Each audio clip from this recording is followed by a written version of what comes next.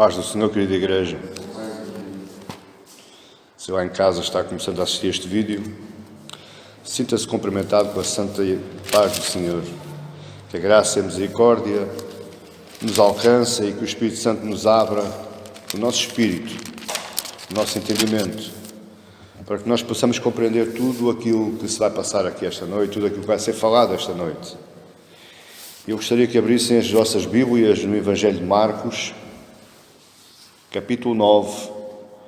Eu quero falar convosco dos versos 14 ao 29. Marcos 9, do 14 ao 29. E com este texto eu quero abrir mais um estudo acerca do Evangelho de Marcos. E o tema que eu queria falar convosco é: tudo é possível ao que crê. Eu vou repetir: tudo é possível ao que crê. Marcos, capítulo 9, verso 14 ao 29. Está escrito: quando eles se aproximaram dos discípulos, viram numerosa multidão ao redor e que os escribas discutiam com eles. E logo toda a multidão, ao ver Jesus, tomada de surpresa, correu para ele e o saudava.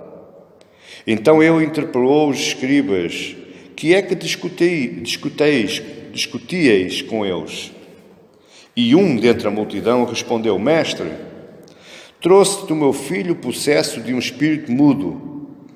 E este, onde quer que o apanha, lança-o por terra e a espuma rilha os dentes e vai definhando. Roguei a teus discípulos que o expulsem, e eles não puderam. Então Jesus lhes disse: ó geração incrédula, até quando estarei convosco? Até quando vos sofrerei? Trazei-me. E trouxeram-lhe. E quando ele viu a Jesus, o Espírito imediatamente o agitou com violência, e caindo ele por terra, revolvia-se espumando. Perguntou Jesus ao pai do menino: há quanto tempo isto lhe sucede? Desde a infância, respondeu. E muitas vezes o tem lançado no fogo e na água para o matar. Mas se tu podes alguma coisa, tem compaixão de nós e ajuda-nos. Ao que lhe respondeu Jesus: se podes, tudo é possível ao que crê. E imediatamente o pai do menino exclamou com lágrimas: eu creio, ajuda-me na minha falta de fé. E vendo Jesus que a multidão concorria, repreendeu o espírito imundo, dizendo: espírito mudo e surdo, eu te ordeno, sai deste jovem e nunca mais tornes a ele. E ele, clamando e agitando muito, saiu, deixando-o como se estivesse morto, a ponto de muitos dizerem: morreu. Mas Jesus, tomando-o pela mão, o ergueu, e ele se levantou. E quando entrou em casa, os seus discípulos lhe perguntaram em particular: por que não podemos nós expulsá-lo? Respondeu-lhes: esta casta não pode sair senão por meio de oração e jejum. Só até aqui. Este texto Marcos narra o terceiro grande encontro, o terceiro encontro que Jesus teve com os espíritos imundos.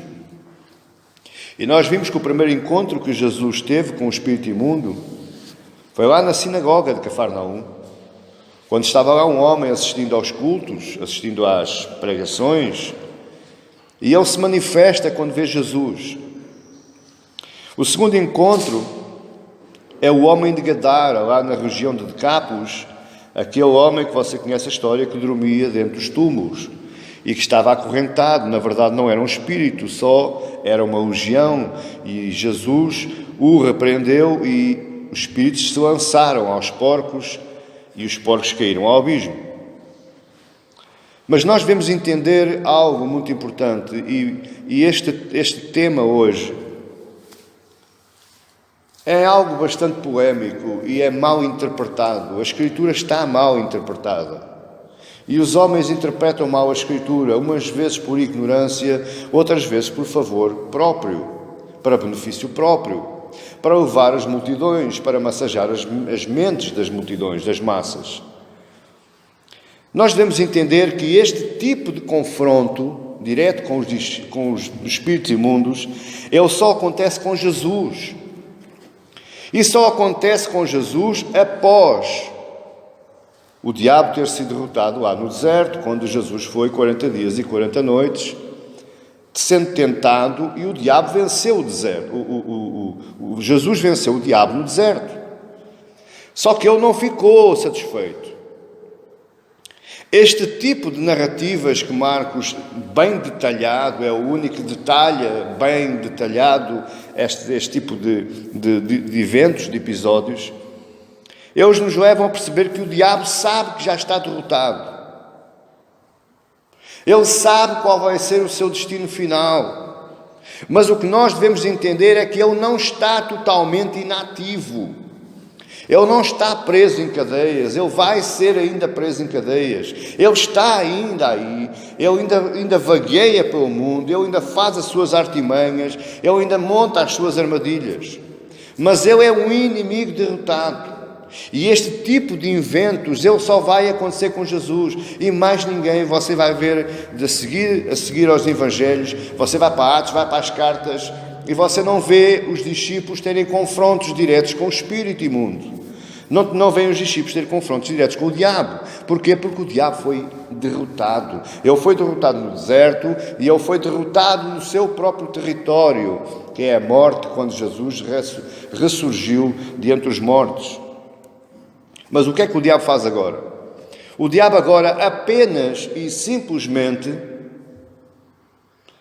a sua ação é explorar situações. Ele explora as situações para atrapalhar o plano de Deus na vida dos crentes.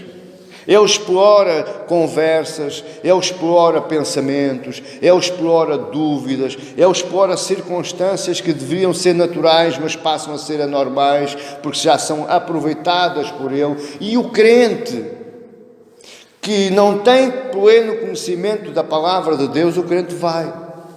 O crente é levado nessa onda e o diabo fica todo contente, já consegui. Eu não posso tocar nele, eu não o posso impulsá-lo, mas eu posso criar situações em que o crente se atrapalha.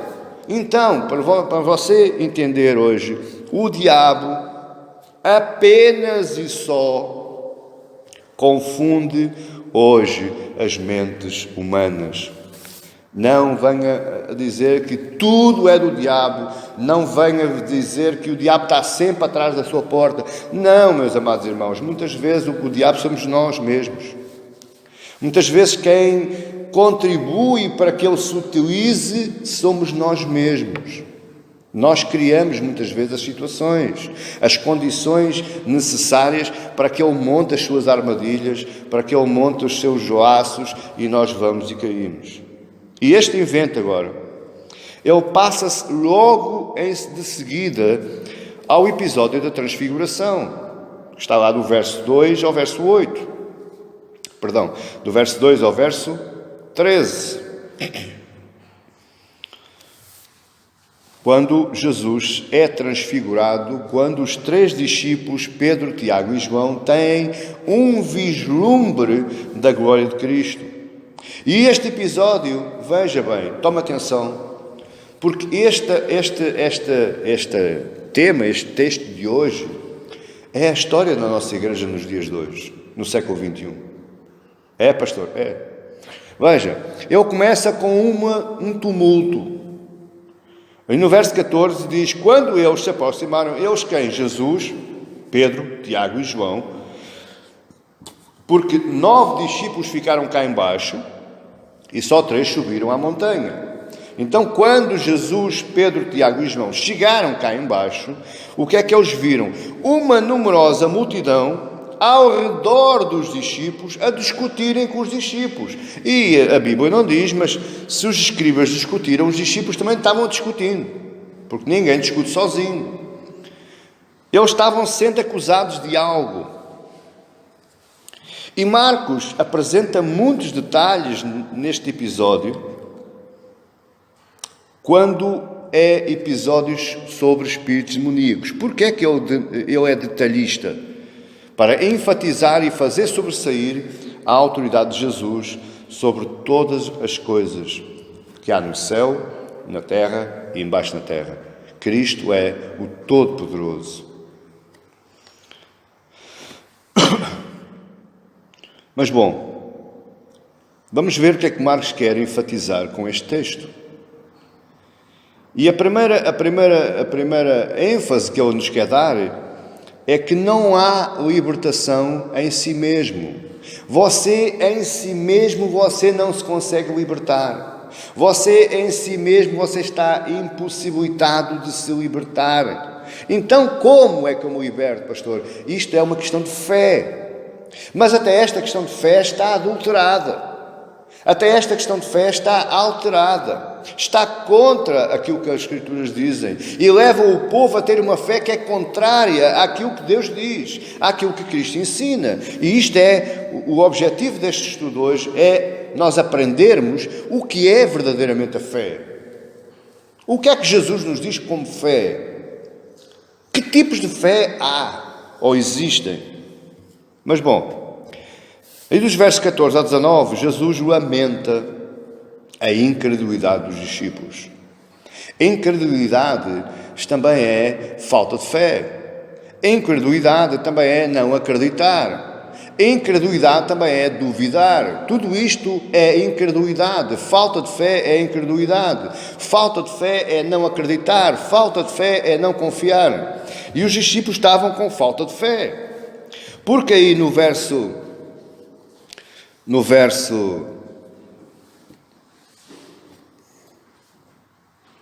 18, final do verso 18, o homem, aquele pai, ele vai dizer a Jesus: eu roguei a teus discípulos, eu implorei a teus discípulos, eu pedi aos teus discípulos que expulsem o demónio e eles não puderam.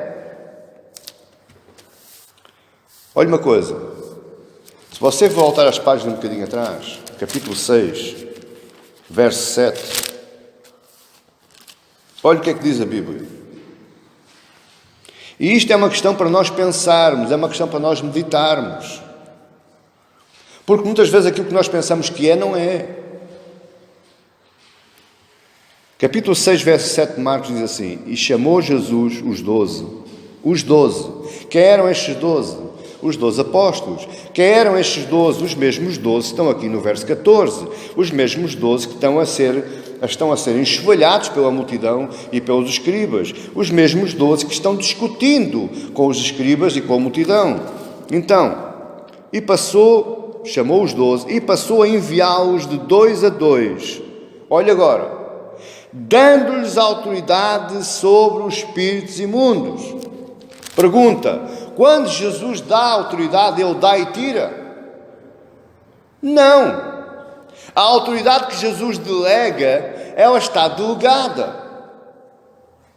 Porque a autoridade não era deles, era a autoridade de Jesus. Ele disse: vão e expulsem em meu nome. O nome de Jesus não se apagou, o nome de Jesus não se gastou. A autoridade dos discípulos estava lá porque ela foi delegada por o próprio Jesus. Então, por que é que eles não conseguiram expelir este espírito imundo, se eles tinham autoridade sobre os espíritos imundos? Complicado, não é, meus amados? Mas nós vamos perceber porque é que eles não tinham autoridade. Ou porque é que eles não conseguiram, eles a autoridade tinham, eles não conseguiram foi expelir os demónios. Por causa deste episódio, por causa da figura, da ação incrédula dos seus discípulos, Jesus fica magoado e os envergonha publicamente, está aí no verso 9. Ele diz: então Jesus lhes disse: ó geração incrédula. Jesus não está falando para a multidão, Jesus não está falando para os escribas, Jesus está falando diretamente para os seus discípulos. E ele diz: ó geração incrédula, ó geração com pouca fé. Lembra-se lá quando Jesus estava lá no barco e ele diz: porque duvidastes, homens de pequena fé. Homens de pequena fé são incrédulos. São pessoas que não confiam, são pessoas que não acreditam na totalidade. Ó geração incrédula, Até quando eu estarei convosco? Como quem diz, vocês precisam que eu esteja sempre presente convosco? Vocês já não sabem fazer? Vocês já não sabem que têm a autoridade delegada? Vocês já não sabem que podem fazer as mesmas coisas que eu faço em meu nome? Até quando estarei convosco? Até quando vos sofrerei? Trazei-me. Porquê é que Jesus envergonhou os discípulos? Porque está lá por causa da incredulidade dos discípulos. Os discípulos fizeram má figura perante a multidão e perante os escribas. Infelizmente, meus amados irmãos, infelizmente, agora vamos para o século XXI. E ao longo destes 30 anos, 28 de pastor, eu tenho ouvido várias coisas. Aliás, o início da minha fé cristã foi ouvir isto que eu vou dizer agora. Eu fui educado espiritualmente a ouvir estas coisas. Mas depois, ao longo dos tempos e ao longo que Deus foi me dando conhecimento e perante este texto, eu vou compreender algo que se passa errado nas nossas igrejas hoje. E leva o povo à frustração, leva o povo a ficar magoado, frustrado, desanimado. A mesma coisa que estes discípulos ficaram, eles ficaram desanimados, e eu vou provar isso. Eles ficaram desanimados, eles ficaram frustrados. E hoje nas nossas igrejas passa-se um fenómeno que muitas vezes leva o povo à frustração, leva o povo ao desânimo, leva o povo ao abandono, à apostasia. Porque eles tanto tentam, que como não são capazes, pensam que eu não tenho fé, eu não valho nada, eu sou um pequenino, eu sou um coitadinho, e vão embora. Olha as frases que dizem muitas vezes. A fé nas nossas igrejas, ela tornou-se como uma mágica, como um passe de mágica, uma forma mágica, uma força interna. Olha o que é que dizem.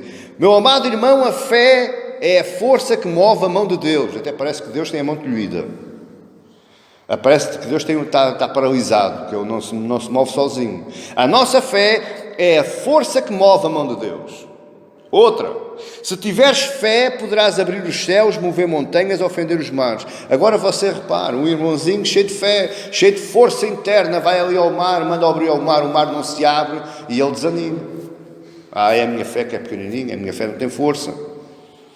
Outra frase, a fé é a nossa força interior que transforma situações. Curioso que muitos daqueles que ensinam desta maneira também passam situações adversas. Outra frase, a fé é a nossa força com que derrubamos as Jericós da nossa vida. Você lembra-se lá, Josué derrubou o muro de Jericó? Então a fé é a nossa força interior com que derrubamos as Jericós da nossa vida. Meu amado irmão, isto são heresias, puras heresias. Isto não é bíblico. Jesus nunca ensinou isto. A fé que nós possuímos não é fruto de geração humana. A fé que eu e você possuímos, ela é uma dádiva de Deus. A fé não é algo que eu possa trabalhar, a fé não é algo que eu possa adquirir, a fé não é algo que é derramado sobre mim através de uma oração do pastor, não! A fé é uma dádiva de Deus. Paulo diz já no Efésios, capítulo 2, verso 8, porque pela graça sois salvos, por meio da fé, e isso não vem de vós, isso o quê? A fé. Pela graça sois salvos por meio da fé. E essa fé, não vem de vós, é dom de Deus, é dádiva de Deus. E não vem das obras, para que ninguém se glorie. Então, por que é que nós dizemos que, meu amado irmão, vá na sua fé, a sua força, pense positivo, porque você vai conseguir, você vai alcançar, você vai ofender, vai nada. Ele vai desanimar, vai se frustrar e vai abandonar. Tem igreja a ouvir ainda? A expressão fé, no Novo Testamento, ela tem 3 significados. Ou seja, há 3 tipos de fés diferentes. A fé que nós temos aparece de 3 formas diferentes. A primeira forma é um dom. É um dom concedido por Deus para um fim específico. É para aquela altura, é para uma obra, é para realizar algo, é para que o projeto de Deus avance. É um dom de Deus que é concedido para um fim específico. E em 1 Coríntios 12, 9, Paulo diz: e a outro pelo mesmo Espírito, pelo Espírito Santo de Deus, por isso é que é concedido por Deus, pelo Espírito Santo de Deus, a fé. E a outro pelo mesmo Espírito os dons de curar. Portanto, vemos que a par dos dons de curar, a par dos dons de libertação, a par dos dons de ensinar, de pregar, de evangelizar, a par desses dons também existe um dom que é a fé. E para que é esse tipo de fé? Para realizar uma obra ou para um fim específico. Em segundo lugar, existe um outro tipo de fé, que é o conjunto daquilo em que nós acreditamos. E se você pensar um pouco comigo, você está há alguns dias, você tem a sua fé em baixo. Você está fraco de fé.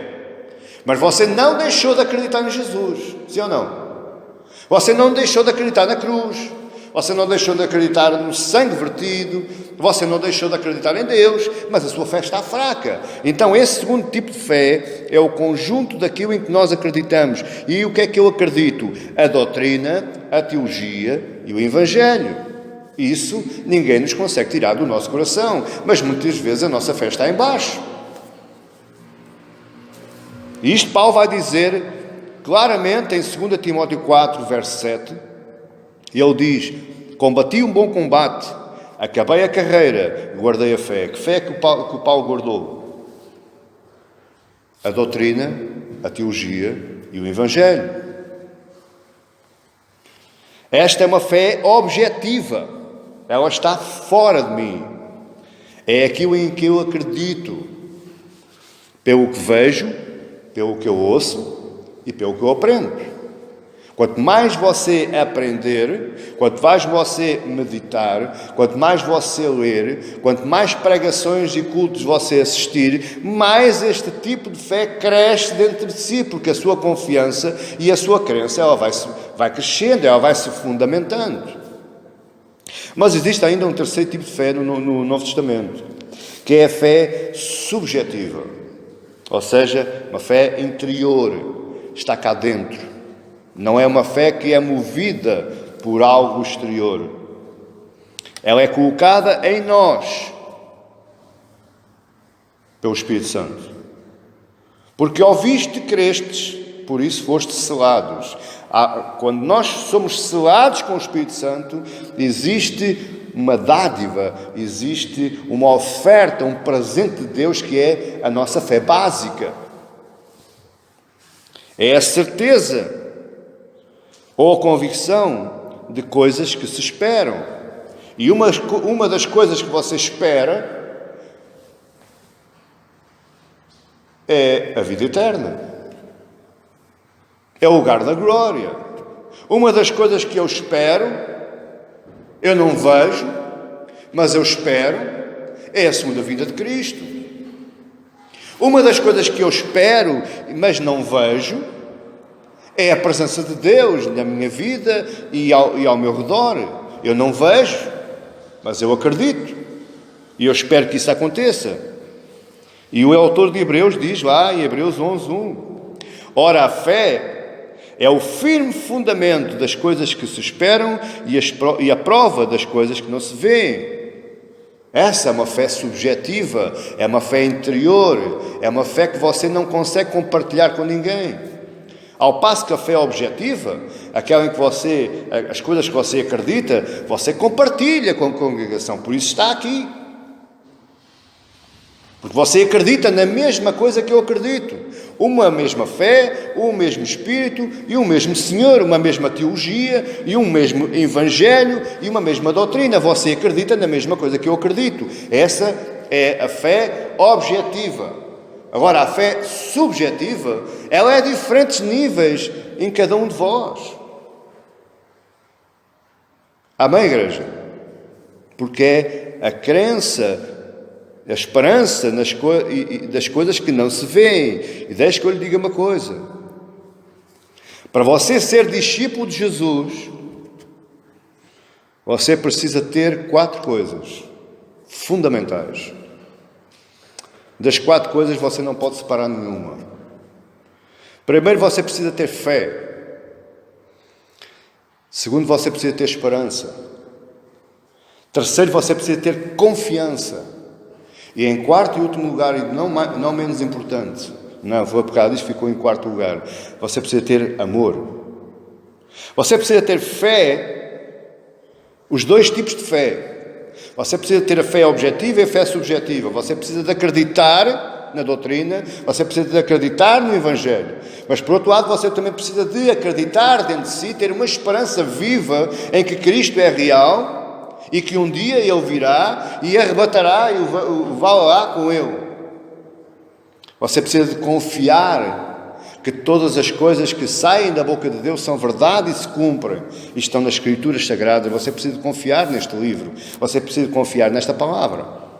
E em quarto lugar, você precisa ter o mesmo sentimento que Cristo teve. Se você não tem amor, você não pode ser discípulo daquele que foi a maior prova de amor. Você precisa de amar o seu próximo, amar-se a si mesmo, amar a sua casa, o seu esposo, o seu esposo, o seu filho, a sua filha, amar em todos os trabalhos que você faz, amar a obra de Deus, amar a igreja. Você precisa de amar, mas não um amor qualquer. Tem que ser um amor altruísta, um amor que ama, mas que não espera nada de troca. Não faça como aos outros. Seja igual a Cristo. Diferencie-se de tudo o que andam ensinando aí, porque o que andam ensinando não é amor. É tudo, qualquer coisa menos amor. Amor egoísta. Minha pergunta grande é, ou a grande pergunta é: pastor, para que serve a minha fé? Para que é que eu preciso ter fé? Para confiar nas promessas das Escrituras. Se você não confia no que está aqui escrito, você não pode agradar a Deus. A Bíblia diz que sem fé é impossível agradar a Deus. A fé serve para você acreditar nele. A fé serve para você acreditar em tudo quanto está aqui escrito, que saiu diretamente da boca e do coração de Deus. A fé serve também para eu confiar no Cristo presente, porque essa é a maior complicação do crente. Olhe para mim e preste atenção. Essa é a maior complicação do crente. E por isso é que Jesus vai dizer, a uma dada altura: bem-aventurados aqueles que creem e não veem.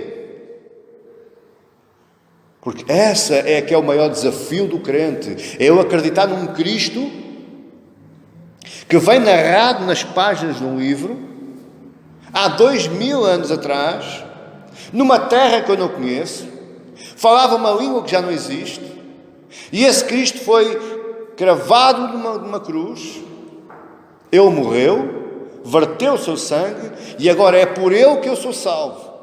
Esse é o maior desafio do crente. Mas essa é a fé, é para isso é que serve a sua fé. É para você acreditar que é verdade, que esse Cristo que morreu há 2000 anos atrás, que ressurgiu dentre os mortos, que apareceu aos discípulos, apareceu aos 500, ascendeu ao céu, assentou-se à direita de Deus, onde está hoje, incessantemente intercedendo por aqueles que são seus. Você tem que acreditar que esse ainda se faz presente hoje. Aonde? No meu coração. Você precisa desenvolver fé para isso.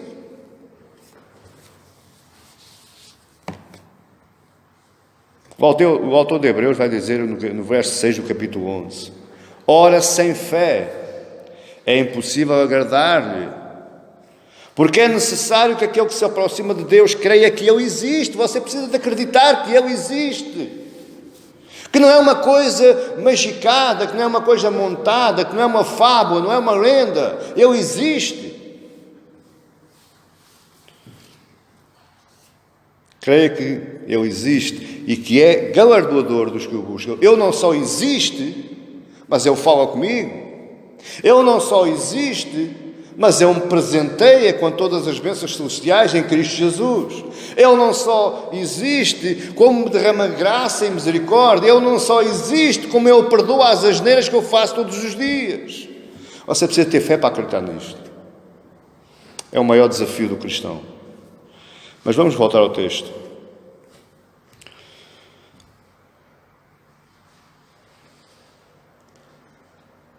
Verso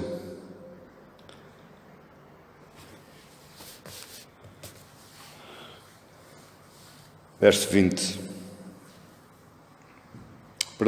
Verso 19. Então Jesus lhes disse: ó geração incrédula, até quando eu estarei convosco? Até quando vos sofrereis? Resumindo isto, sabe o que é que Jesus estava dizendo para os discípulos? Meus amigos, meus irmãos, meus discípulos, sem fé vocês não podem me agradar. Sem fé vocês não podem agradar a Deus. Este clamor de Jesus, ele vem do seu íntimo. Ele vem do seu coração. Este é um desabafo, é um clamor em termos de desabafo. Ele diz, é como se ele dissesse: o que é que vocês têm aprendido comigo estes anos todos? O que é que eu vos tenho ensinado e que vocês não ouviram ainda? Vocês não perceberam? Perceba uma coisa antes de eu continuar. Todos os milagres, todas as curas, todas as maravilhas só são operadas se forem para promover a glória de Cristo. E aqui Cristo não estava com glória nenhuma. Porque se os discípulos tivessem expulsado o espírito demoníaco, quando Jesus chegasse, a multidão o exaltava, a multidão o glorificava. Assim não.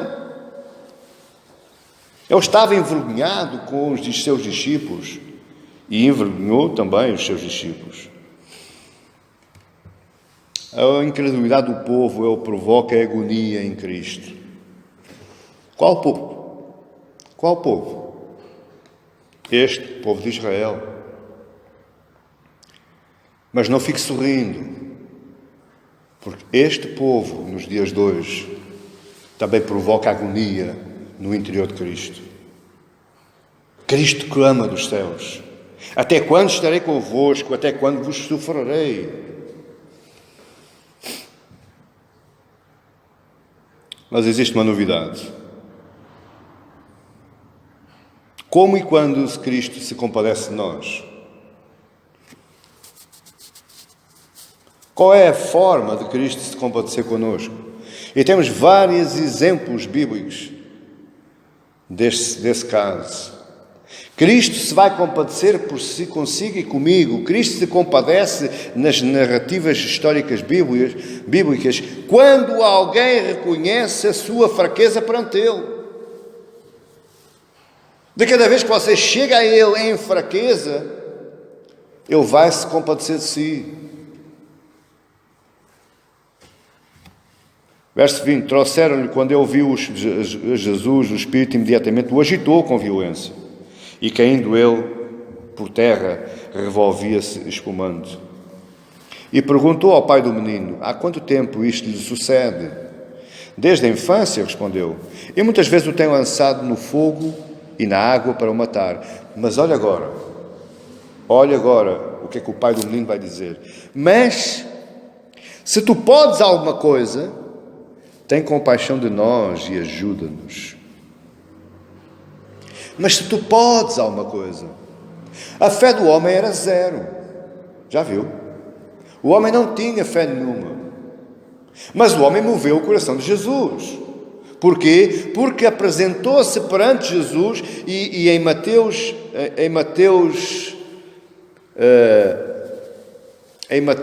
vai dizer que ele estava de joelhos perante Jesus. Quando nós comparecemos perante Jesus em fraqueza, em sinal de fraqueza, meu amado, minha amada, Jesus vai se compadecer. Jesus vai abrir o seu coração. Jesus vai atender a nossa súplica. O pai estava em desespero. É claro no texto o desespero do pai. Desde a infância. Eu não sei quantos anos tinha aqui um menino agora, mas ele diz desde a infância. E eu tenho que ir buscar a água, eu tenho que ir buscar o fogo, porque o espírito quer o matar. Se tu podes alguma coisa, ajuda-nos. Tem compaixão de nós. O homem não tinha qualquer tipo de fé. Zero. Nada. E Jesus responde da mesma forma ao homem. Oh, maravilhoso Jesus. Eu, na minha tradução não, mas há nas variadas traduções, diz assim, na minha está assim, verso 23. Ao que lhe respondeu Jesus, ele diz, se tu podes, tem compaixão de nós e ajuda-nos. Ao que respondeu Jesus a essa pedido, se podes, noutras traduções diz assim, se podes crer, se tu podes crer, tudo é possível ao que crer. Se tu podes crer, tudo é possível ao que crer. O que Jesus está a dizer é assim, não é preciso que tu tenhas muita força, não preciso que tu penses muito positivo, não preciso que tu faças muita força interior, eu não preciso que tu vás para o monte, eu não preciso que tu entres em campanha, eu não preciso nada disso, eu só preciso que acredites. Se tu podes acreditar em mim, então tudo é possível. Tudo é possível àquele que crê em Jesus. 1 João 5, verso 14 diz, e esta é a confiança que temos nele, que se pedirmos alguma coisa, segundo a sua vontade, ele nos ouve. E se sabemos que nos ouve em tudo o que lhe pedimos, sabemos que alcançamos as petições que lhe fizemos. Este é o ensino que as Escrituras nos dão acerca da nossa fé em Cristo. Vamos olhar o verso 14 novamente de 1 João 5. 1 João 5,14 diz, esta é a confiança. É a segunda regra do discípulo, você tem que confiar. Que temos em quem? Nele, no Mestre, no Senhor. Que se pedirmos alguma coisa, segundo a sua vontade. Então, por que é que Jesus não me atendeu? Porque se calhar não era da vontade dele. Por que é que Jesus não me ouviu? Porque eu estou pedindo coisas que é somente da minha vontade. Amém, igreja? Se tu podes crer, se tu podes acreditar, se tu podes confiar, tudo é possível àquele que crê, mas se estiver debaixo da vontade de Cristo, tudo o que pedirmos, Ele faz. Quando for da vontade de Cristo. O objeto da nossa fé é o poder e a vontade de Deus. Você tem muita fé quando aquilo que você acreditar, quando aquilo que você pede, quando aquilo que você ora, estiver enquadrado com a vontade de Deus. Se não estiver enquadrado com a vontade de Deus, a sua fé não vale nada, porque Ele não vai fazer nada. Ele só faz aquilo que for da sua vontade. Ele só faz aquilo que estiver debaixo do seu plano.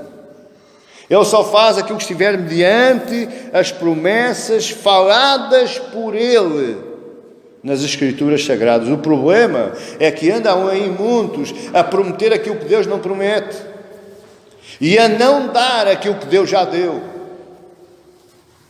Esse é o problema. Mas então você faz assim, então, a grande pergunta. A grande pergunta evangélica. A minha fé obriga Deus a cumprir as suas promessas? Não. Não. A minha fé não obriga Deus a fazer nada. E por isso é que eu dá-me uma certa, desculpa a expressão, uma certa azia no estômago. Quando eu ouço, eu decreto a bênção na tua vida. Eu profetizo a bênção de Deus, que os céus se abram sobre a sua vida e a sua casa. Eu declaro. Você não declara nada, você não profetiza nada, você não decreta nada, porque você não consegue obrigar a Deus a fazer nada. Ele é soberano, Ele é o Todo-Poderoso, Ele só faz quando quer, aonde quer, a quem quer e à hora que Ele quer. Você não obriga, a sua fé não obriga a fazer nada. A sua fé ajuda a esperar e a confiar que aquilo que eu lhe peço que esteja de acordo com a vontade dEle. É mais difícil dizer, Deus, Senhor, faça-se a tua vontade, do que nós abrirmos a boca e pedirmos. Meu amado irmão, você pode abrir a sua boca e pedir, porque você não sabe, realmente você não sabe se está debaixo da vontade de Deus ou não, só Ele é que sabe. O próprio Espírito, Ele transforma a sua oração e Ele leva a oração perfeita a Deus, porque Ele é que sabe o que é que está à vontade. Você pode abrir a sua boca e pedir aquilo que você quiser, sem obrigar Deus a nada, sem chantagear Deus, sem tentar negociar com Deus. Mas no final da oração você aprenda, meu amado irmão, aprenda aquilo que este que está aqui falando convosco ensina. Aprenda a fechar a sua oração antes de dizer o amém. Diga, Pai, mas sobretudo faça-se a tua vontade. Aprenda com o Mestre. Aprenda com Jesus. Ele próprio fez isso. Todavia, faça-se a tua vontade e não a minha. Todavia, tudo aquilo que eu te pedi, se não estiver debaixo da tua vontade, glória a ti na mesma. Aprenda a falar com Deus. Isso é fé. Isso é que é fé. Deus é poderoso para manifestar a sua vontade na nossa vida. Amém, igreja? Porquê é que acontecem os milagres? Porquê é que ainda há pouco tempo nós assistimos a um milagre aqui, ainda há pouco, faz hoje 8 dias, nós assistimos aqui um milagre aqui na nossa igreja. Porquê? Porque a oração que foi feita estava de acordo com a vontade de Deus. Então não foi a oração do pastor, não foi a fé da igreja coletiva, não foi a força expressiva manifestada do interior das pessoas, não foi nada disso, foi porque aquilo que se orou estava de acordo com a vontade dele, e ele então manifestou a sua vontade. Ele foi glorificado na vida daquelas pessoas porque estava enquadrado com a sua vontade. É isto que, meus amados irmãos, é que temos que entender, e não entendemos ainda. A sua fé não é uma arma que você tem com 6 balas e você dispara por sua vontade. Você não, esqueça isso. Essa arma até é pólvora vazia, não presta para nada, se não estiver enquadrado com a vontade dele. O homem clamou pela vontade de Deus. Como é que você pode provar isso, pastor? Veja aí verso 24. Imediatamente o pai do menino, exclamou com lágrimas: eu creio, Senhor. Jesus diz, se tu podes crer, se tu podes acreditar, se tu podes confiar, tudo é possível que crer. Verso 24. Imediatamente o pai do menino, exclamou com lágrimas: eu creio. Ajuda-me na minha falta de fé. Novamente, a fé do homem qual era? Nenhuma. Ajuda-me na minha falta de fé. O homem não tinha fé nenhuma, mas ele disse: eu creio. Eu acredito, Senhor. Eu não tenho fé nenhuma, mas eu acredito em Ti. Eu não tenho fé nenhuma, mas eu sei que Tu podes fazer. Esta deve ser a nossa oração. Esta deve ser a nossa posição perante Cristo. É assim que nós devemos orar. É assim que você deve se habituar a orar.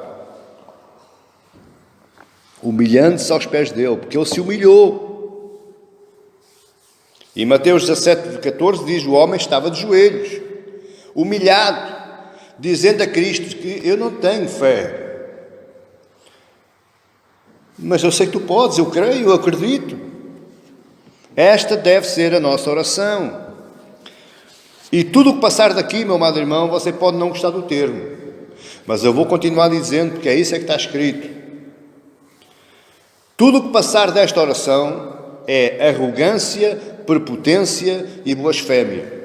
Quando você declara, profetiza e decreta, você está blasfemando, você está sendo arrogante, você está sendo prepotente, você está querendo dirigir, comandar e ensinar o Deus Criador de todas as coisas. Isso chama-se arrogância, prepotência e estamos blasfemando. A oração do homem, ele salientava em primeiro lugar e sobretudo a fraqueza que ele tinha perante Jesus. Jesus, eu não tenho fé, mas eu creio. Acreditar eu acredito. Agora fé para te ajudar não tenho, mas fé para ajudar a Jesus para quê? Oh, amados irmãos, porque é que nós devemos orar em Jesus em estado de humilhação?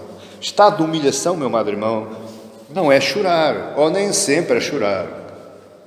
Estado de humilhação não é você estar abatido, não. Você tem que estar em estado de humilhação mesmo exaltando, mesmo jubilando, porque você tem que se humilhar perante a potente mão de Deus.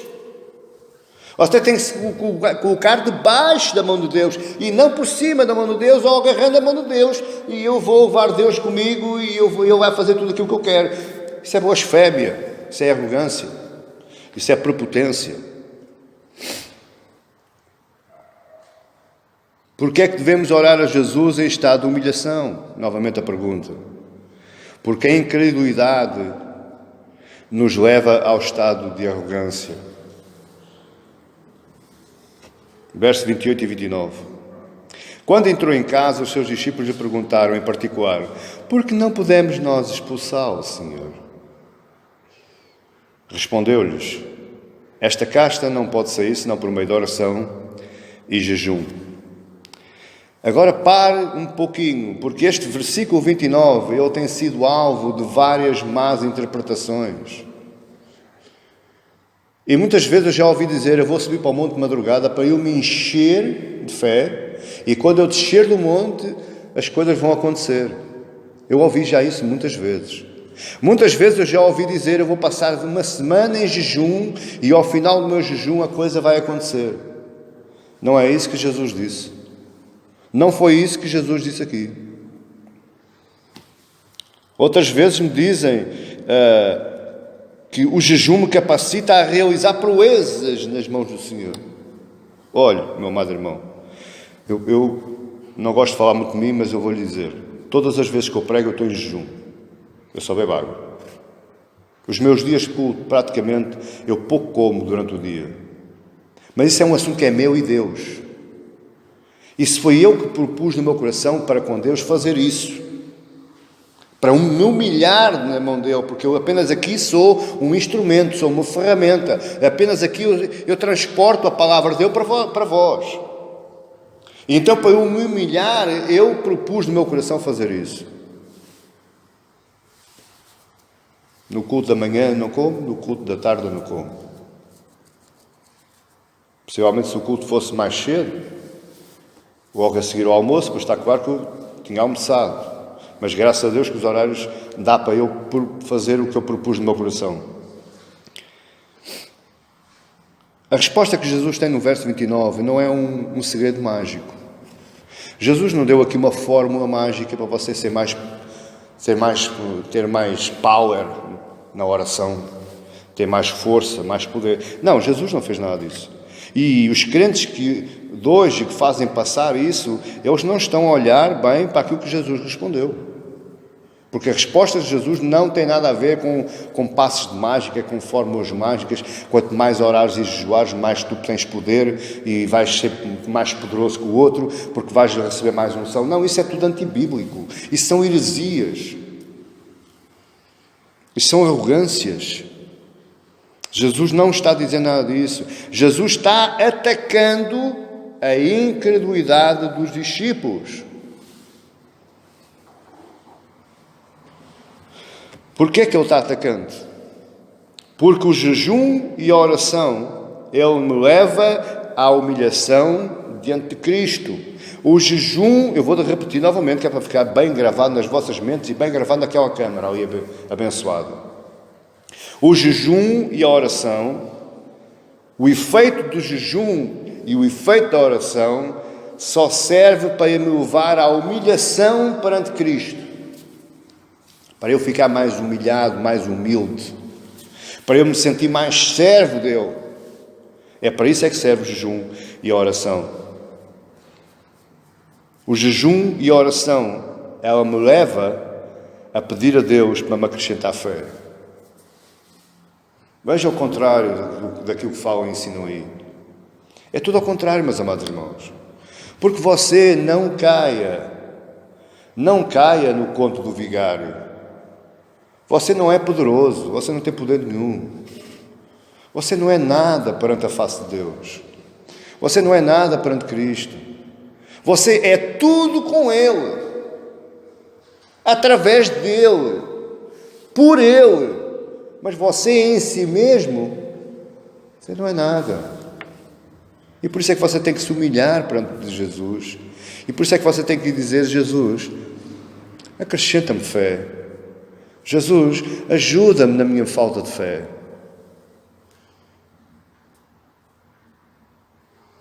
Por que é que os discípulos estavam incrédulos? Qual é a prova disso? Por que é que eu digo que os discípulos estavam incrédulos? Ou por que é que Jesus disse que os discípulos estavam incrédulos? Em primeiro lugar, olhe para mim, olhe aqui. 9 discípulos estavam cá embaixo, de volta do menino, e não conseguiram expulsar o demónio. 9 dos 12 que tinham ido à primeira comissão, que tinham sido outorgados com a autoridade delegada de Jesus, eles esqueceram-se dessa delegação, desse outorgamento, eles esqueceram-se. O que é que eles pensaram? Nós vamos expulsar e pronto, e quando o mestre chegar a gente conta-lhe e está tudo bem. Deram-se mal. Porque coisas feitas com a nossa própria força, quem vai ficar derrotado somos nós. Não experimente fazer nada com a sua própria força, porque você vai sair derrotado. Assim como não experimente comandar Deus, porque a única derrota é a sua. Segundo lugar, face ao fiasco, eles não conseguiram expulsar o menino, o que é que eles originaram? Um tumulto, uma discussão. E realmente, hoje em dia, às vezes acontece. O pastorzinho arrogante, prepotente, tenta comandar o poder de Deus, dá-se mal, porque nada acontece. O que é que vai acontecer? Confusão, dissensão, discussão, divisão na igreja, abandono dos crentes na igreja. Tudo por causa de queremos fazer as coisas com a nossa própria força. E, em terceiro lugar, eles são incrédulos porque o próprio Jesus o afirmou. Ó geração incrédula! Jesus chamou-os publicamente incrédulos. E, em quarto lugar, a própria pergunta que os discípulos fizeram a Jesus, ela vai provar que eles eram incrédulos, que eles não tinham fé nenhuma e que muito menos eles acreditavam em alguma coisa. Porque eles perguntaram no verso 28. Então, quando entrou em casa, os seus discípulos lhe perguntaram, em particular: por que não pudemos nós expulsar? Porque foste tu só, nós não conseguimos. Veja, só essa pergunta já é uma incredulidade. Porque eles esqueceram-se que lá atrás eles tinham sido delegados por Jesus e eles vieram e contaram as maravilhas todas a Jesus. E, Senhor, até ao teu nome todos os demónios desaparecem, eles vão embora, Senhor, que alegria. Mas agora aqui eles esqueceram-se de quem é que era aquele que os enviou. E eles esqueceram-se porquê? Porque eles quiseram fazer boa figura. Eles quiseram fazer tudo debaixo da sua própria força. Então, meu amado irmão, compreenda uma coisa. Quando nós agimos na nossa vida por nossa própria conta, pela nossa própria força, sem nos humilharmos perante Deus, automaticamente nós estamos a tornar-nos arrogantes, prepotentes.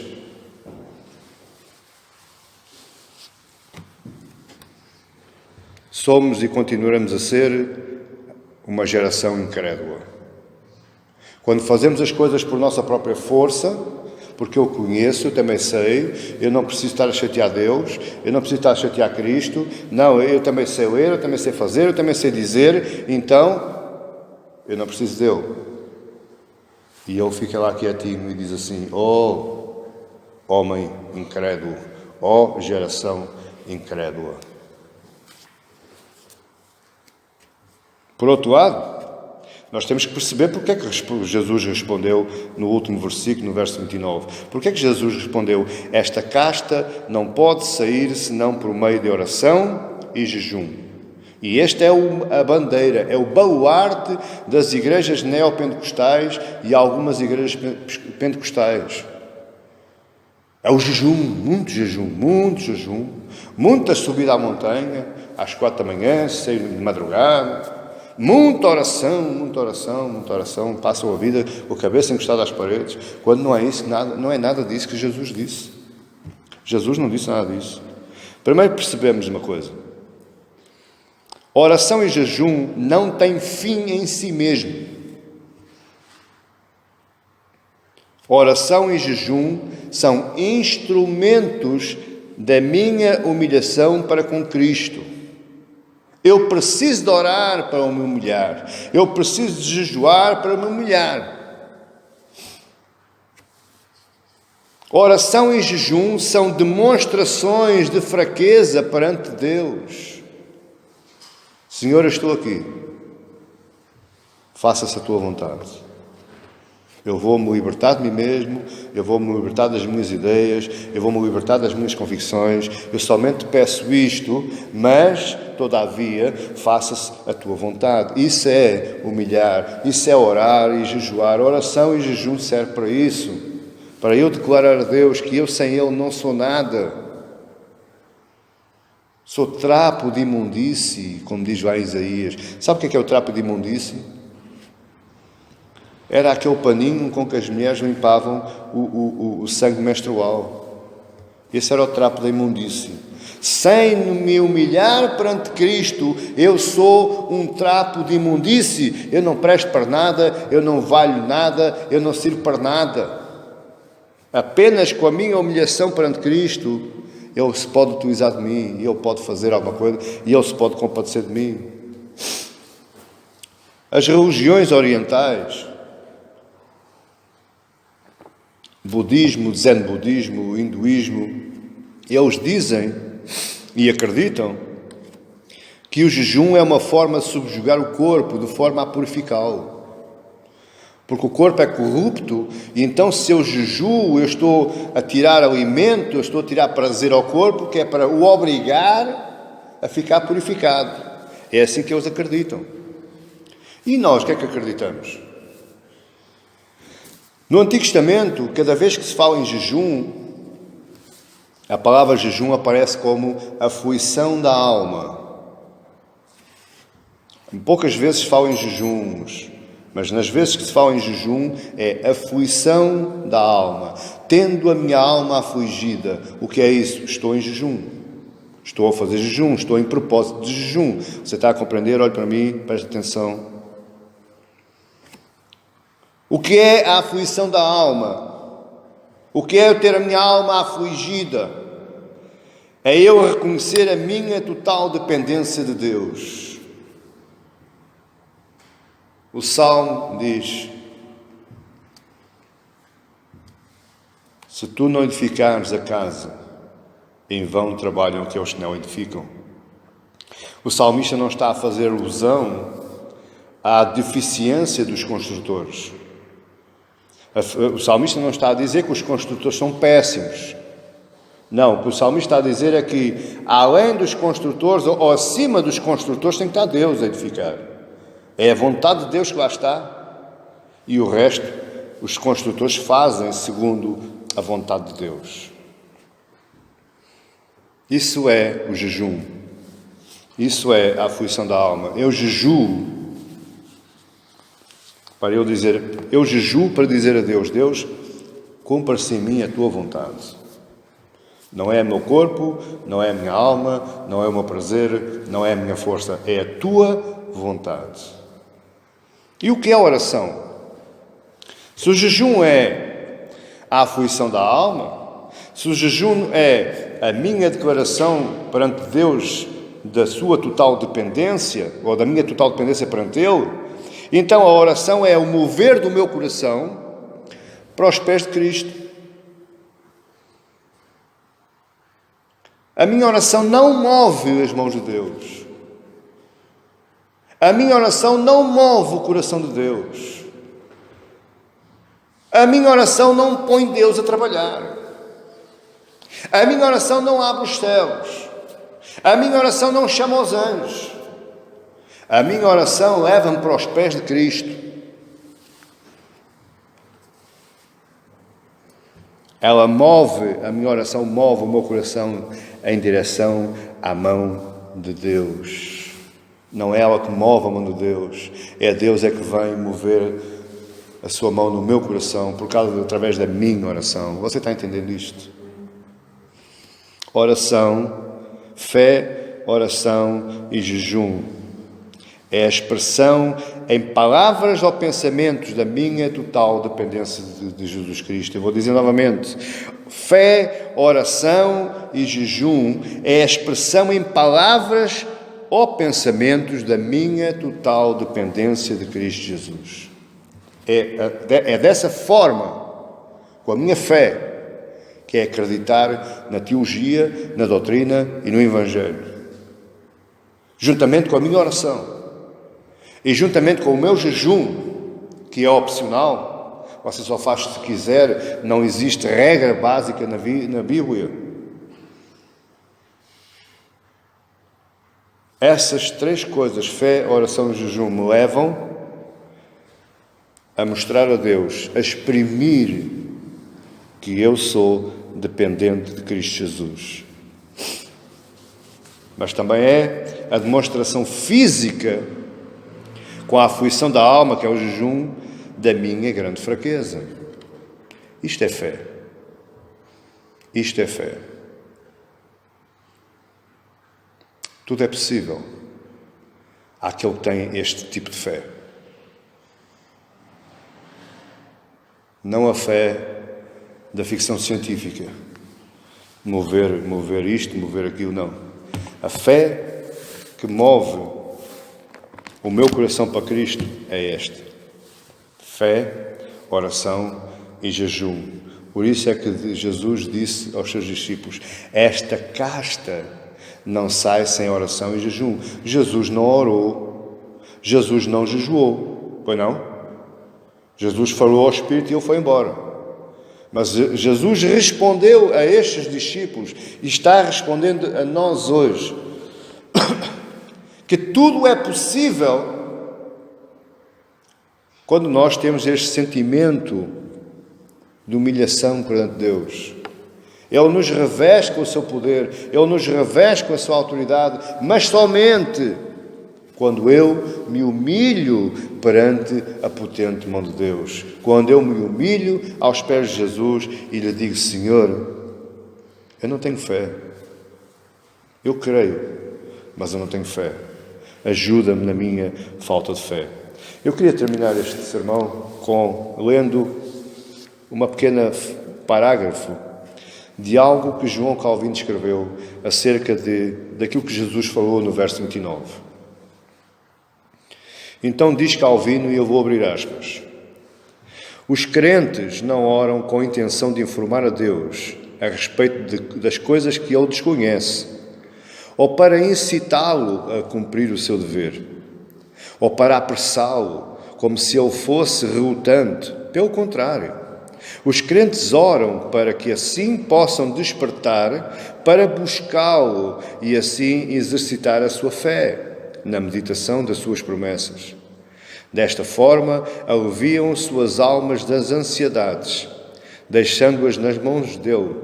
Numa palavra, os crentes oram com o fim de declarar que sua esperança e expectativa das coisas para eles mesmos e para os outros que estão só e sem Deus. Você percebeu? Esta foi a resposta de Jesus para os seus discípulos. E isto é o que Cristo está dizendo para nós hoje. A oração e o jejum não servem para eu comandar a Deus, para eu apressar a Deus. Se você pensa isso, meu amado irmão, eu suplico-lhe, em nome de Jesus, comece a pensar de uma forma diferente. Se começa a humilhar mais. Começa a ser mais humilde perante aquele que o salvou. E não só aquele que o salvou, mas aquele que criou todas as coisas que você vê, todas as coisas que você usufrui, as maravilhas da natureza e até as suas dores de cabeça no seu dia-a-dia. Você não pode comandar esse, porque esse é o Deus Todo-Poderoso, é o Deus dos céus. E você ainda não chegou aos céus. Aprenda a ser mais humilde. Aprenda a utilizar a oração e o jejum como instrumentos de humilhação, como formas de poder chegar a Cristo. Por isso é que eu digo, meus amados irmãos, há muitas orações que se fazem que não passam deste teto, porque são orações de homem, pela força do homem, pela vontade do homem. E eu digo-lhe, você não chega ao coração de Deus, porque você não consegue chamar a sua compaixão. Você só consegue chamar a sua compaixão para a sua vida quando você disser a Ele: Deus, eu creio, mas eu não tenho fé. Me ajuda. Me ajuda. E Jesus vai atender a sua oração. Amém? Amados irmãos, que Deus os abençoe em nome de Jesus.